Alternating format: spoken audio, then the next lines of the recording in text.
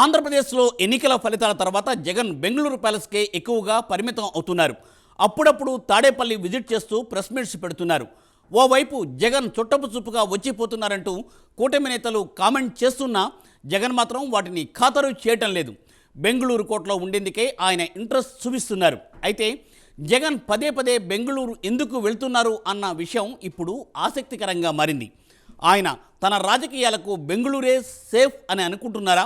తన రాజకీయ ఎత్తుగడలు ప్రత్యర్థులకు తెలియకుండా సీక్రెట్గా ఉంచడం కోసమేనా? అందుకే తాడేపల్లి హైదరాబాద్ను వదిలేసి బెంగళూరునే ప్రిఫర్ చేస్తున్నారా? అసలు బెంగళూరు కోట రహస్యం ఏంటి?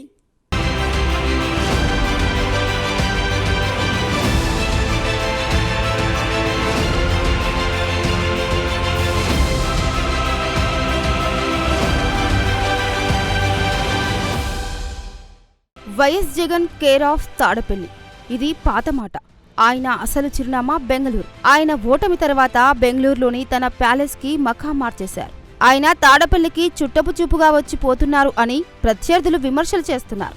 అయినా వైసీపీ చీఫ్ ఆ విమర్శల్ని అస్సలు పట్టించుకోవడం లేదు. ఆయన ఆలోచనలు వేరేగా ఉన్నాయి.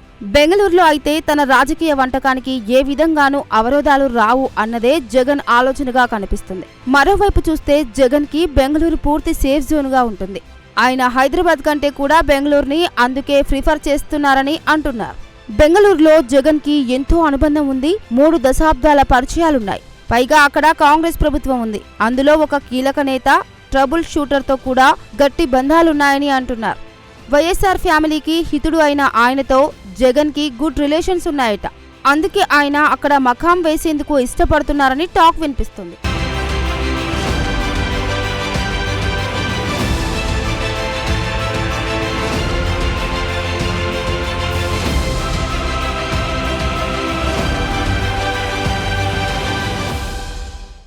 ఇక బెంగళూరులో జగన్ నివాసానికి తరచూ కాంగ్రెస్ నేతలు వస్తున్నారనే ప్రచారం కూడా సాగుతుంది.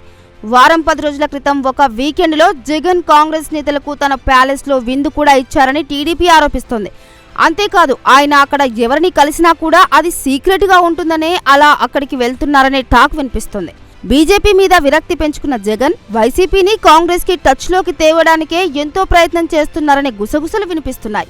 అందుకే ఆయన బెంగళూరు నుంచే ఆ దిశగా రాజకీయ మంథనాలు జరుపుతున్నారని తెలుస్తోంది. అన్నీ అనుకూలిస్తే ఇండియా కూటమిలో వైసీపీ చేరడం ఖాయమని కూడా రాజకీయ విశ్లేషకులు అభిప్రాయపడుతున్నారు. ఈ ఏడాదిలో 4 రాష్ట్రాల్లో అసెంబ్లీ ఎన్నికలు ఉన్నాయి. వాటిలో మెజారిటీ కాంగ్రెస్ గెలుచుకునే అవకాశాలు ఉన్నాయనే ప్రచారం జోరుగా సాగుతుంది. అలా దేశంలో కాంగ్రెస్ విస్తరిస్తున్న క్రమంలో ఇండియా కూటమిదే ఫ్యూచర్ అని భావిస్తున్న వైసీపీ అధినాయకత్వం ఆ దిశగానే అడుగులు వేస్తున్నట్లుగా చెప్పుకుంటున్నారు. మరోవైపు చూస్తే వైసీపీకి జాతీయ స్థాయిలో ఇప్పుడు బలం కావాల్సిన అవసరం ఉందని అభిప్రాయాలు వ్యక్తమవుతున్నాయి. ఆ అండ కాంగ్రెస్ నుంచి, అందులోనూ ఇండియా కూటమి నుంచే కోరుకుంటున్నారనే టాక్ వినిపిస్తుంది.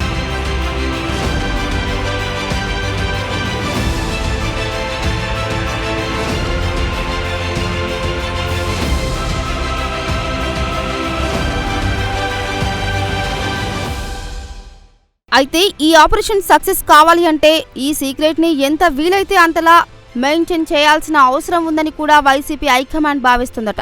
మొత్తానికి జగన్ 4 రోజుల క్రితమే తాడపల్లికి వచ్చారు. మళ్లీ బెంగళూరుకు పయనమయ్యారని, ఇది లెక్క సరిచూస్తే 9వసారి అని అంటున్నారు. మరోవైపు కాంగ్రెస్ హైకమాండ్ అసెంబ్లీ ఎన్నికల హడావుడిలో ఉంది. అది ముగియగానే ఏపీ మీద ఫోకస్ పెడుతుందని, అప్పుడే వైసీపీ విషయం కూడా కీలకమవుతుందని సమాచారం. వైసీపీని ఇండియా కూటమిలోకి కనుక ఆహ్వానిస్తే ఖచ్చితంగా అది ఏపీ పాలిటిక్స్ లో హైలైట్ అవుతుంది. ఏకంగా జాతీయ రాజకీయాలను ప్రభావితం చేస్తుందని అంటున్నారు. మరి జగన్ బెంగళూరు వంటకం విజయవంతమవుతుందా లేదా అన్నది చూడాలి. అంతేకాదు అసలు జగన్ బెంగళూరు వెళ్తుంది దీనికోసమే అన్న పుకార్లు నిజమవుతాయా? అయితే అవి ఎప్పుడు అన్న చర్చ కూడా సాగుతోంది. చూడాలి మరి ఏమి జరుగుతుందో.